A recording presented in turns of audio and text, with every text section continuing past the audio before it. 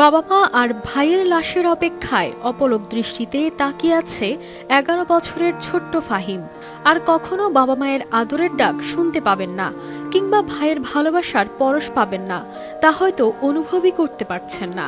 বাড়ির উঠোনেই সাজানো চার খাটিয়া, ভিতরে চলছে স্বজনদের আহাজারি, অন্যদিকে খোঁড়া হচ্ছে 4টি কবর, কেবল লাশ আসার অপেক্ষা। তবে বাড়ি ভর্তি এমন শোকের মাতম চললেও মায়াভরা দৃষ্টিতে তাকিয়ে আছে নির্বাক ছোট্ট শিশু, নেই কোনো চিন্তার রেশ।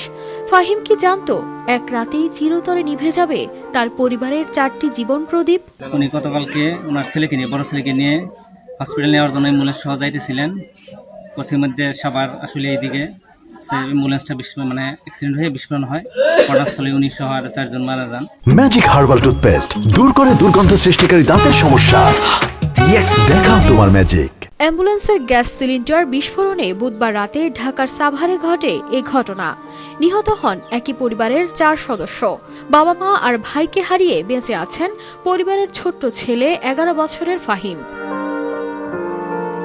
নিহত মোহাম্মদ ফারুক হোসেন টাঙ্গাইলের ঘাটাইল উপজেলার ভবন দত্ত গ্রামের বাসিন্দা ও ভবন দত্ত সরকারি প্রাথমিক বিদ্যালয়ের প্রধান শিক্ষক।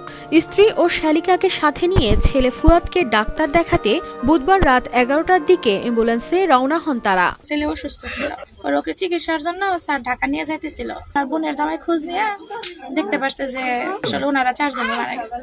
রাত 2টার দিকে ঢাকা আরিচা মহাসড়কের সাভারের পুলিশ টাউন এলাকায় পৌঁছালে অ্যাম্বুলেন্সটিকে একটি বাস পেছন থেকে ধাক্কা দেয়। এতে সিলিন্ডার বিস্ফোরণ হয়ে অ্যাম্বুলেন্সটিতে আগুন ধরে যায়।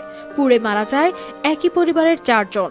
বাস পিছন থেকে ধাক্কা দেয়, দুর্ঘটনায় পরিবারে মারা যায়। কষ্টদায়ক এবং কি আমরা মর্মান্তিক। প্রাথমিক বিদ্যালয়ের প্রধান শিক্ষক ছিলেন। ওনার বড় ছেলে অসুস্থ থাকায় সে অ্যাম্বুলেন্সে করে ঢাকা নিয়ে যাওয়ার পথে আসলে সাভারে আর কি দুর্ঘটনা ঘটিত হয়। অ্যাম্বুলেন্সটার বিস্ফোরণের তারা সপরিবারে। এদিকে তাদের মৃত্যুর খবরে গ্রামের বাড়িতে পৌঁছালে কান্নায় ভেঙে পড়েন স্বজনরা। পুরো এলাকা জুড়ে নেমে আসে শোকে স্তব্ধ বিদ্যালয়ের সহকর্মীরাও। 3টা গাড়ি একত্রিত আগুন ধরে যায়, সেখানে বিস্ফোরণের ঘটনা ঘটে। সেই ঘটনায় আমরা খুবই মর্মাহত। আমরা আশাবাদী লাশ শনাক্ত করতে পেরেছি এবং ইতিমধ্যেই লাশ আনার জন্য সমস্ত প্রক্রিয়াধীন আমরা আছি আর কি। একটি পরিবারের 4টি প্রাণ এক রাতেই নিভে গেলেও তাদের স্মৃতি অমলিত থাকবে প্রিয়জনের হৃদয়ে। এই শোক যেন তাদের পরিবার ও গ্রামের মানুষকে নতুন করে শক্তি যোগায়, এমনটাই প্রত্যাশা। News desk, RTV।